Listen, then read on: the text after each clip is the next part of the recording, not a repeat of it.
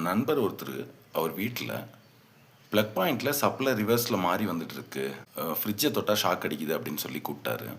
போய் பார்த்தேன். உண்மையிலேயே அதே மாதிரி லெஃப்ட் சைடில் ஃபேஸும் ரைட் சைடில் நியூட்ரலும் வந்துருந்துச்சு. சுவிட்சை ஆஃப் பண்ணாலுமே ஃபேஸ் வந்து கண்ட்ரோல் ஆகலை, நியூட்ரல் கண்ட்ரோலில் தான் இருந்தது.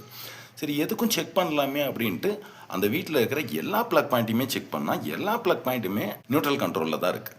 ஃபேஸ் வந்து டைரெக்டாக ப்ளக்குக்கு போயிட்டுருக்கு, லைட்டுக்கு போயிட்டுருக்கு, ஃபேனுக்கு போயிட்டுருக்கு, இந்த மாதிரி தான் இருந்தது. ஒருவேளை மெயின் போர்டில் மாற்றி கொடுத்துருப்பாங்க அப்படின்னு நினச்சி மெயின் போர்டை போய் செக் பண்ணேன். மெயின் போர்ட்லேயும் சரியாக இருக்குது. கடைசியில் இபி மீட்டரில் போய் நான் செக் பண்ணால் போஸ்ட்லேருந்து வர்ற ஃபேஸ் நியூட்ரலே இபி மீட்டரில் மாறி வந்துருந்துச்சு. அப்போ இபியில் போய் எழுதி கொடுத்து அதை சரி பண்ணுங்க அப்படின்னு சொல்லி நான் சொல்லியிருந்தேன். இப்படி ஃபேஸ் நியூட்ரல் மாறி வரனால என்ன பிரச்சனையெல்லாம் வரும் அப்படின்னா, கரண்ட் பில்லு மாற போகிறது இல்லை, எப்பயும் என்ன இருக்கோ அதே தான் வரப்போகுது.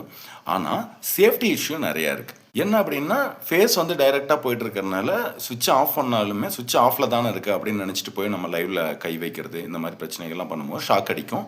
ஸோ எர்த்திங் வந்து ப்ராப்பராக இல்லை அப்படிங்கிறனால தான் அவங்க வீட்டு செவரில் எல்லாமே லைவில் இருந்தனால அவங்க வீட்டு செவரில் ஷாக் அடிச்சிட்டு இருந்தது. ஃப்ரிட்ஜு, கிரைண்டரு, வாஷிங் மிஷின் எல்லா இதுலேயுமே ஷாக் வந்துகிட்டே தான் இருந்தது. ஸோ நீங்கள் இதை வந்து ப்ராப்பராக செக் பண்ணிக்கோங்க. ஸோ எர்த்திங் ப்ராப்பராக போடுங்க. இபி மீட்டருக்கு கம்பல்சரி எல்லா சுவிட்சஸுமே ஃபேஸ் கண்ட்ரோலில் தான் இருக்கிற மாதிரி பார்த்துக்குங்க. சேஃபாக இருங்க. இந்த சின்ன சின்ன விஷயங்களை நீங்கள் சரியாக பார்த்துக்கிட்டிங்கனாலே உங்கள் வீடு வந்து சேஃப்டியாக இருக்கும். நான் உங்கள் மின்சார மனிதன்.